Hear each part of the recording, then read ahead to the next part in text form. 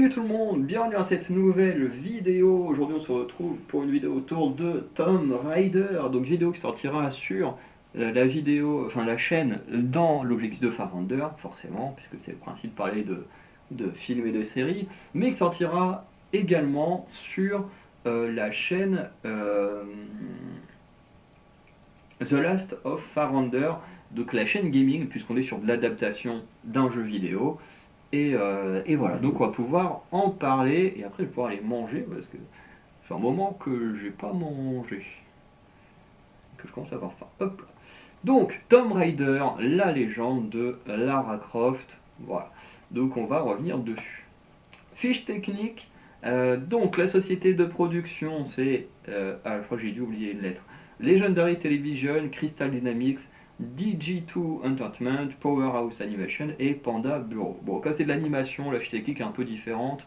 Enfin, c'est une série d'animation, mais voilà, parce qu'il n'y avait pas trouvé de réalisateur ni de scénariste, donc bon, voilà, j'ai mis ça à la place. Le doublage, du coup, on a Lara Croft, doublée par Eddie Atwell pour la version originale et France Renard pour la version française. Jonah Mayava, c'est moche comme nom de famille, bref. Euh, du coup, doublé par Earl Bailon en version originale et Laurent Gray en version française. Zip, doublé par Allen Maldonado en version anglaise et Jean-Baptiste Hanoumon en version française. Charles Devreau, doublé par un acteur que j'adore, Richard Armitage en version originale et Arnaud Léonard en version française. Et Camilla Ross pour un peu les persos principaux, hein. Un cas du coup doublé par Zoé Boyle en version originale et Adeline Moreau en version française. Le synopsis: quelque temps après son dernier affrontement contre la Trinité à Paititi, Lara Croft est maintenant libre de vivre sa vie, mais elle reste toujours marquée par les événements passés, notamment la mort de Conrad Ross sur l'île du Yamatai dont elle se sent responsable. D'ailleurs, je n'avais aucun souvenir que Ross mourrait dans le jeu. Alors en plus, il faudrait que je revoie les vidéos que j'ai fait et que je finisse les vidéos sur Tomb Raider de 2013, hein, je crois que c'est bien 2013, parce que j'avais aucun souvenir que Ross il mourait dans le film. Bref. Elle fuit donc ses responsabilités en voyageant à travers le monde. Néanmoins, quand elle se décide enfin à rentrer chez elle au manoir des Crofts, afin de faire don des artefacts de son père et de Ross, pour pouvoir tourner la page, un homme s'introduit chez elle pour voler une boîte qu'elle avait découverte lors d'expéditions avec Ross, au Chili, 3 ans plus tôt. Le conduit de la boîte pouvant causer une véritable menace, Lara n'a d'autre choix que de repartir à l'aventure. Voilà, le synopsis. Donc on commence avec les mauvais points sans spoil. Alors pour moi, le premier mauvais point, c'est vraiment l'animation que je trouve vraiment pas belle, hein. Franchement, regardez-moi ce design de Lara Croft. Il est pas beau, hein. Franchement, il est pas beau. Même quand tu le vois là, franchement, c'est pas beau du tout. En plus, c'est un style d'animation où il montre beaucoup les muscles. Moi, je trouve que les muscles, c'est pas beau. Alors, c'est un avis très personnel, hein, mais moi, quand les corps sont trop musclés, je trouve ça pas beau du tout. Par exemple, hein, j'admire beaucoup The Rock. Je trouve que son corps est pas beau à regarder. Voilà, surtout ses bras. Ses bras, je vais pas dire qu'ils me font peur non plus à ce point-là, mais j'aime pas ses bras. Voilà. Les corps trop musclés, c'est un truc que j'aime pas. J'aime pas regarder les corps musclés. Voilà. Et là, le corps, il est pas beau, même les expressions du visage, hein. Et vous allez voir petit à petit avec les photos, hein, l'animation, elle est pas belle. Et du coup, en regardant la vidéo de Dirty Tommy, bon, qui en a parlé à peine 2 secondes, parce que lui, dès le premier épisode, il s'est dit c'est nul, donc je passe à autre chose. Euh, mais du coup, c'est grâce à lui que j'ai appris que l'animation était faite par des Japonais. Et je comprends pas que ce soit aussi dégueulasse, quoi. Je sais pas quel studio, de quel pays est le studio Square Enix, mais en tout cas, l'animation dans le jeu vidéo est beaucoup plus beau. Bon. Autre mauvais point, c'est que parfois Lara fait des choses surhumaines, telles que des super sauts. Effectivement, on peut me dire oui, mais c'est de l'animation, c'est inspiré d'un jeu, gna gna gna. Sauf que, que ce soit dans le jeu, dans le jeu, très clairement, Lara ne fait pas forcément des choses surhumaines. Elle affronte des choses surhumaines, mais elle ne fait pas de choses. Bon, si tu dis au bout d'un moment, quand même, avec ce qu'elle fait, tu aurais pu avoir de force dans les bras et, et tétaniser et tout, bon, voilà. Mais, mais en soi, elle ne fait pas de choses qu'aucun être humain pourrait faire. C'est-à-dire que par exemple, quand elle saute d'une crevasse à une autre, le saut est quand même réalisable, parce que Lara Croft ne fait pas de double saut. Là, le film il commence, elle court, elle saute, mais vraiment, elle saute un truc, mais ça fait des mètres et des mètres, mais personne ne peut sauter ça. Et elle est là, elle se rattrape en plus avec un couteau dans la pierre et tout. Tu dis, ouais, bon, c'est totalement impossible. Et il y a quelques fois dans le film où vraiment elle te fait des sauts qui sont impossibles. Et que même la Lara Croft des jeux vidéo, qui est quand même bien badass, ne peut pas faire. Et là tu dis, ouais, bon, il y a quand même des choses, les gars, vous abusez un petit peu, quoi. Bon, ça gâche pas l'appréciation de la série, parce que moi, contrairement à Dirty Tommy, j'ai plutôt apprécié la série. Mais ouais, en plus j'ai tout maté le même jour, je crois. Ouais. Je crois que je me suis fait 6 épisodes. Ensuite, je suis allé au boulot parce que je faisais que la fermeture ce jour-là. Et ensuite, je suis rentré de la fermeture et du coup, j'ai fait les 2 derniers épisodes. Donc, ouais, j'ai vraiment tout binge-watché. Je déteste faire ça, mais bon, j'étais trop à fond dedans. Mais ces petits détails-là, pour moi, je trouvais que c'était un petit peu trop. Ensuite, mauvais point sans spoil, c'est qu'on ne comprend pas la continuité entre la série et le jeu vidéo. Voilà, parce que quand on reprend le synopsis, on nous dit qu'on est quelque temps après son dernier affrontement contre la Trinité. Donc techniquement, on est censé être quelque temps après le dernier film. D'ailleurs, à un moment donné, Charles Desgros, le méchant, nous le dit très bien, oui, la lumière, elle est plus dangereuse que la Trinité que tu as combattue. Donc techniquement, on est censé être après le fait qu'elle ait combattu la Trinité. Mais en même temps, quand on a des flashbacks, on a uniquement des flashbacks du Yamatai, donc du premier jeu. Mais on ne parle jamais du deuxième et du troisième jeu. Voilà, parce que le synopsis, il a beau te dire qu'on est après le troisième jeu, euh, ben en fait, à aucun moment, tu as l'impression d'être après le troisième jeu. Tu as plus l'impression d'être après le premier jeu. Enfin, quelques années après le premier jeu. Mais à aucun moment, tu as l'impression d'être après le dernier. En fait, tu comprends pas où t'en es. Même en termes de style vestimentaire, le style de Lara Croft dans la série, c'est le style du premier jeu. Alors que dans le deuxième et troisième jeu, elle a des styles un tout petit peu différents. Voilà, qui ne sont pas toujours exactement le même. Et ce qui fait qu'au final, tu comprends pas trop où t'es. Voilà, tu comprends que voilà, on est lié au jeu vidéo, mais tu comprends pas où t'es dans le jeu. Enfin, tu comprends pas où t'es dans la continuité de l'histoire. Donc ça, je trouve que c'est pas ouf parce que bah, on comprend pas où on est. Euh, et, euh, et moi, ça me dérange de pas savoir où j'en suis. Surtout dans un univers comme Lara Croft que je connais quand même un petit peu, que j'adore. Voilà, ne pas savoir où j'en suis, ça me dérange. Voilà. Donc, petit bon point, pour moi, voilà, regardez-moi cette animation, elle est dégueulasse. Là, franchement, son visage, il est horrible hein, à regarder.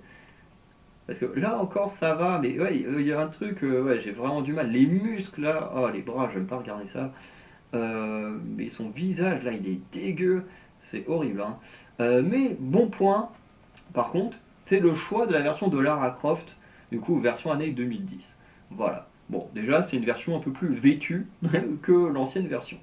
Mais voilà, moi j'aime beaucoup Lara Croft. D'ailleurs, je vais peut-être m'acheter la trilogie, l'ancienne trilogie sur l'Epic Game Store. J'y réfléchis, j'y réfléchis.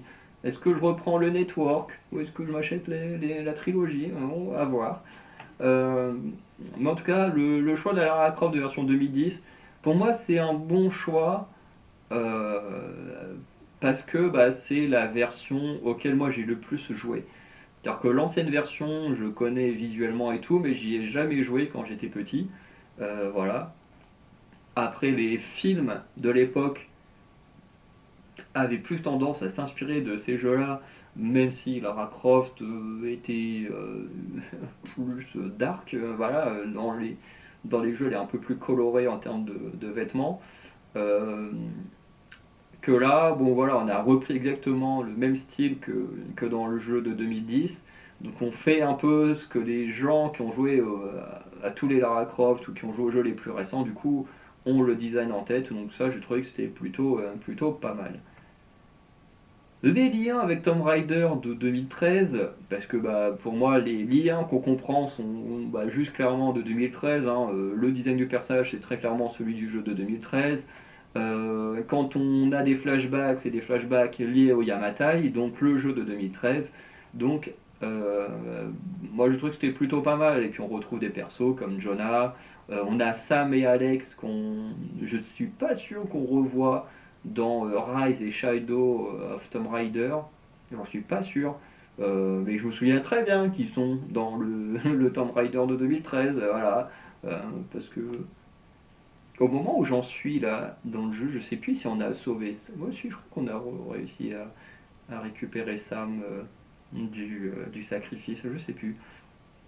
Mais bon, hein, sauver le cul de Sam, hein, c'est un peu une habitude hein, dans le Tomb Raider 2013. Enfin, même les autres. Hein. Et puis Jonah, parce que moi, dans Rise et Shadow of Tomb Raider, pour moi, les seuls souvenirs que j'ai, c'est de Jonah qui te suit partout. Voilà, qui lui est tout le temps avec toi, mais les autres, j'ai pas le souvenir qu'ils sont encore là après. Enfin, du moins dans les jeux. Ils sont peut-être encore en vie, mais je suis pas sûr qu'on les revoit. Bref. En tout cas, faire des liens avec les jeux vidéo, moi, j'ai plutôt bien aimé, même si, bon, voilà, on a déjà parlé plus tôt. Autre bon point que je disais, c'est qu'on développe un peu plus l'entourage de Lara Croft. Et encore une fois, ce visage, il est dégueulasse, hein. Franchement, l'animation, elle est hyper mal faite, hein. Alors, ils lui ont bien moulé le cul, bah alors, son visage, incapable de faire un beau visage, hein. Bref.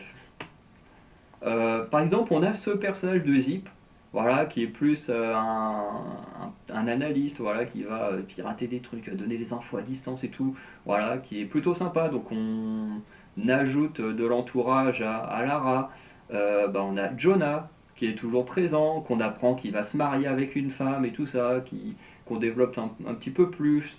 On a Camilla Ross, la fille de Ross, du coup, du premier jeu, euh, du coup, qui est présente, qu'on apprend que les deux étaient très proches et tout. Voilà, qui les deux ont l'air d'avoir une relation qui pourrait être une relation amoureuse. Après, est-ce que Lara est lesbienne ou pas, j'en ai aucune idée. En vrai, qu'elle le soit ou pas, j'en ai rien à foutre. Parce que bon, je sais pas si ça ferait. Je connais pas trop vraiment l'ancienne Lara Croft. Dans les nouveaux, on n'a jamais trop travaillé d'histoire d'amour avec elle de mémoire. Mais j'aimerais savoir comment les gens réagiraient si Lara Croft se tapait une femme. Si les gens réagiraient mal ou pas. Alors qu'en vrai, on s'en bat les couilles hein, de ses relations amoureuses. Mais bon. En tout cas, voilà, on développe un peu sa relation avec Camilla. C'est plutôt sympa. Voilà. Je trouve que c'est plutôt bien.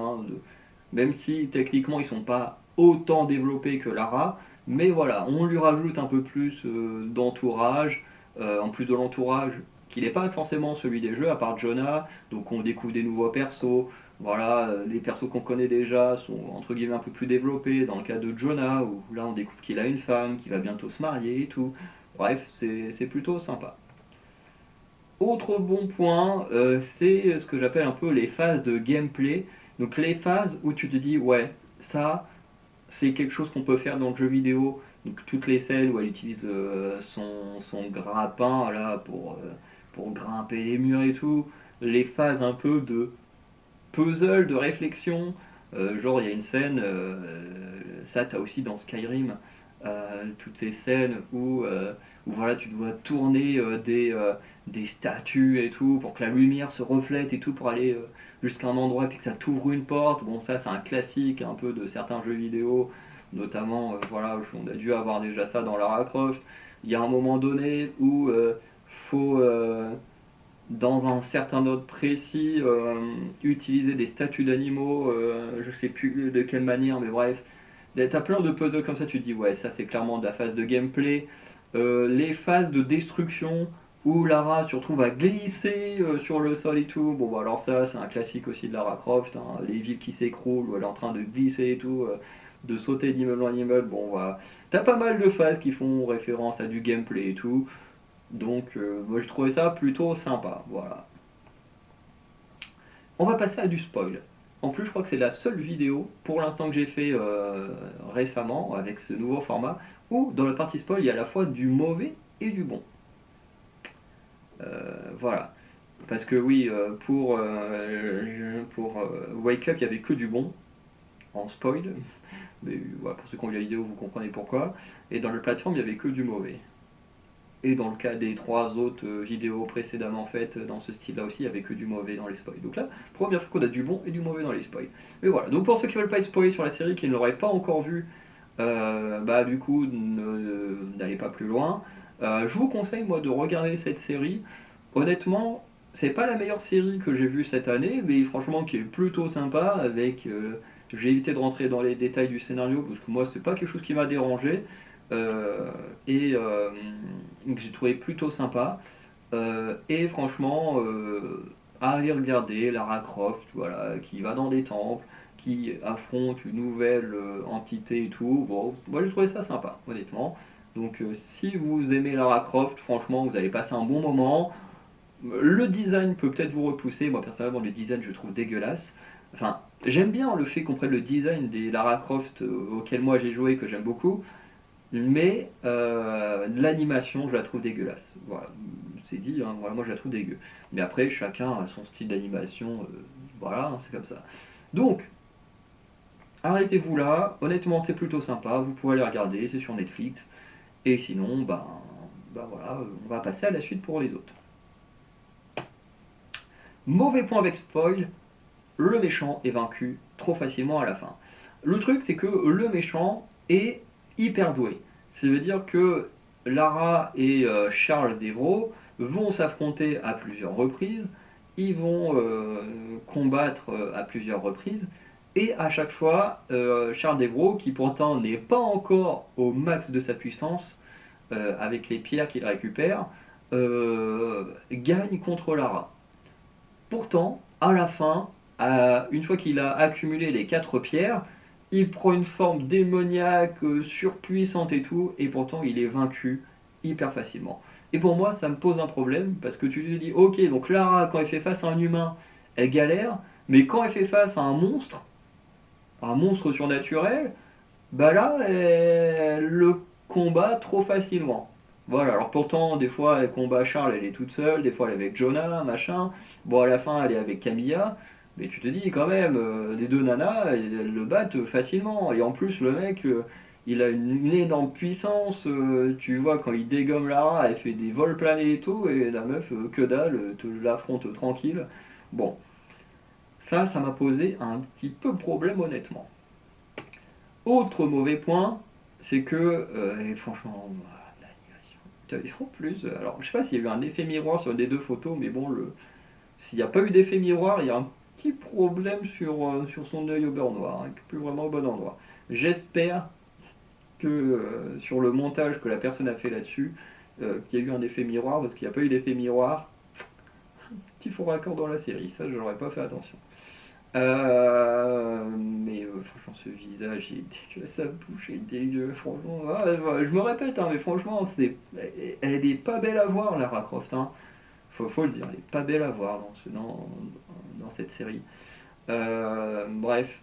Le méchant qui n'est pas une finalité dans la série, alors ça m'a posé un petit problème. C'est vrai qu'en fait, pendant 7 épisodes, parce que je crois qu'il n'y en a que 8, tu as Lara Croft, bon, qui d'abord se fait voler un artefact et qui ensuite part dans une traque pour essayer d'avoir à récupérer les autres artefacts, parce qu'il y en a 4 qui se lient les uns les autres avant Charles Devro, et qui ensuite va combattre Charles Devro, puisqu'à chaque fois elle arrive trop tard, ou voilà, elle se fait renvoyer, et du coup Charles Devro il réunit les 4 pierres, il se transforme en créature, elle le combat, elle le bat beaucoup trop facilement comme je disais juste avant, et le film il se termine pas là.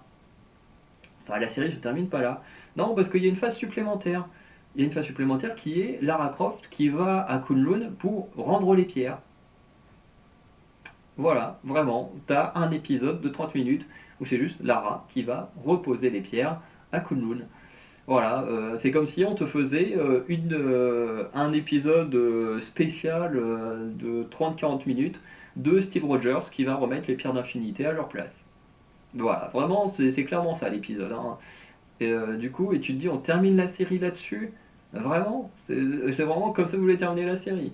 Genre, tu passes d'un truc de fin du monde et tout, avec Charles Devro et tout, qui veut se venger de la lumière et tout, pour au final Juste, bah, en fait, la fin, c'est on va reposer les pierres. Allez, il n'y a plus vraiment de fin du monde, il n'y a plus rien. C'est juste on va à Kowloon, on rend les pierres et puis bon, il y a un peu d'action quand même. Mais bon, tu dis en fait, il n'y a plus de méchants, il n'y a plus rien. Voilà, on va juste rendre les pierres à une déesse. Voilà, ça c'est la fin de la série. Bon, ça par contre, la fin c'est un peu dommage, hein, franchement, que vous ayez fait ce truc-là. Bon, il y a quand même une autre fin à suspense, vraiment, les dernières secondes, avec, comment ça s'appelle, Sam qui se fait kidnapper. Bon, là tu dis, ok, donc ils vont nous faire une suite, ce qui est pas un mal en soi, hein. Mais du coup, on va nous faire une suite et tout. Mais voilà, quoi, l'épisode qui se concentre juste sur on va redéposer les pierres, ça j'ai trouvé ça un peu merdique. Bon. On a quand même des bons points avec Spoil. Alors, le cœur brisé, hein, c'est plus pour l'histoire de Charles Devrault. Voilà, donc on a vu juste là, parce que je n'ai pas réussi à enregistrer d'autres photos de lui sur internet. À chaque fois, c'est des trucs web, machin, qu'on peut pas enregistrer, c'est très très chiant. Mais du coup, le méchant qui est une sorte de Lara Croft, ça j'ai beaucoup aimé. J'ai beaucoup aimé parce que du coup, Lara Croft doit faire son deuil tout en affrontant quelqu'un qui est exactement comme elle, qui n'a pas encore fait son deuil. Ce qui veut dire qu'en fait, dans cette histoire, Lara Croft a plus ou moins été élevée, passé beaucoup de temps avec Conrad Ross, de ce qu'on comprend.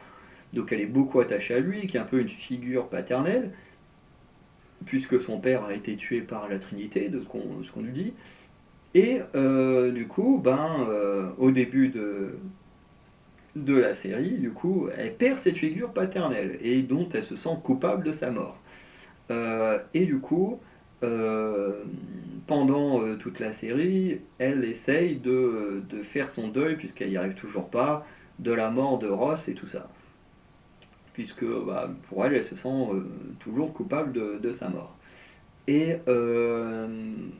le truc, c'est que malgré ça, elle essaye quand même de faire le bien, d'aller de l'avant et tout ça, de visiter des temples. Enfin voilà, elle continue à faire ce qu'elle fait habituellement, euh, tout en essayant de faire son deuil.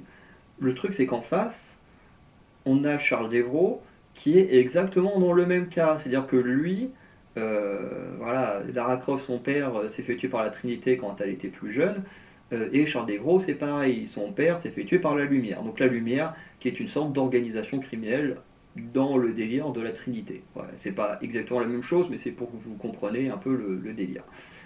Voilà, et on nous dit que la lumière est encore plus dangereuse et tout, que la Trinité ne l'était, et bah, c'est très décevant parce qu'au final, bah, la lumière, voilà, tu vas juste les voir en tant que victime bah, de Charles Devrault, on les verra vraiment jamais faire quelque chose, à moins que des gens qui ont kidnappé Sam, ce soit des gens de la lumière.